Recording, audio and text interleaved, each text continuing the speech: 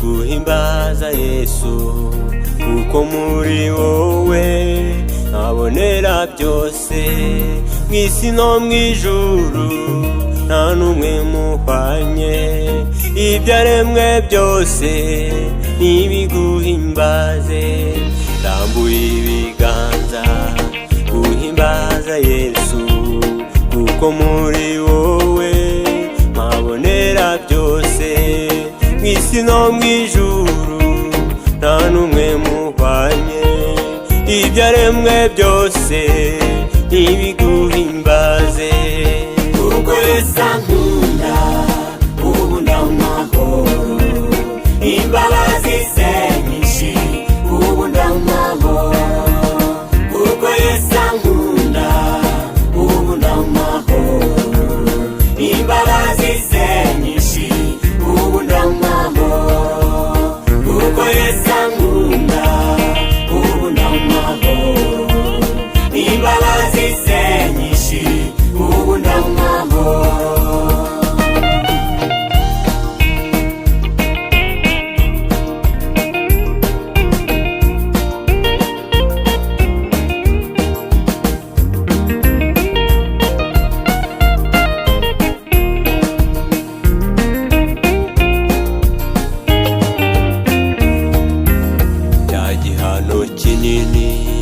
kiduhesha amahoro cyari kuri we cyatugiza be yashenjaguriwe ibicumuro byacu yamibyimba yiwe ntiyajya dukirisha cya gihano kinini kiduhesha amahoro cyari kuri we cyatugiza be yashenjaguriwe ibicumuro byacu yamibyimba yiwe ntiyajya dukirisha kuko Yesu ankunda ubu ndamahoro imbabazi ze nyinshi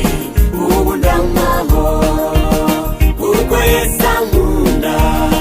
ubu ndamahoro imbabazi ze nyinshi ubu ndamahoro kuko Yesu ankunda ubu ndamahoro imbabazi ze nyinshi ubu ndamahoro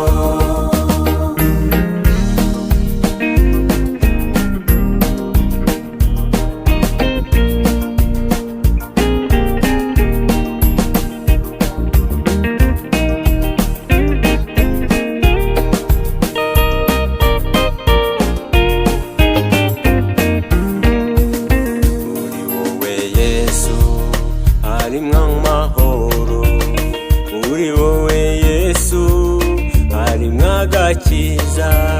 muri wowe Yesu harimo ubugingo ntabwo banzagira kuko ndi muri wowe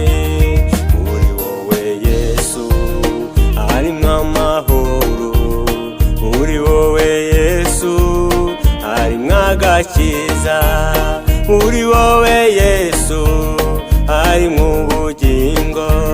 ntabwo banzagira kuko ndi muri wowe naho nakurwa uyu mubiri icyo nzi cyo nuko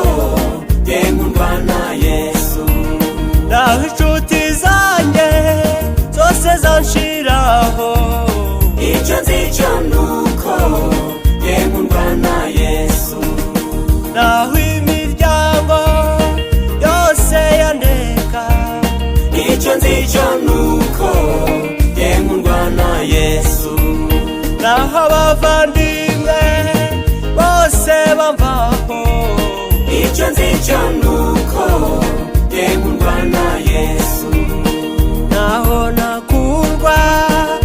uyu mubiri icyo cyo nuko nkundwa na Yesu. naho abavandimwe bose bamvaho icyo nzi cyo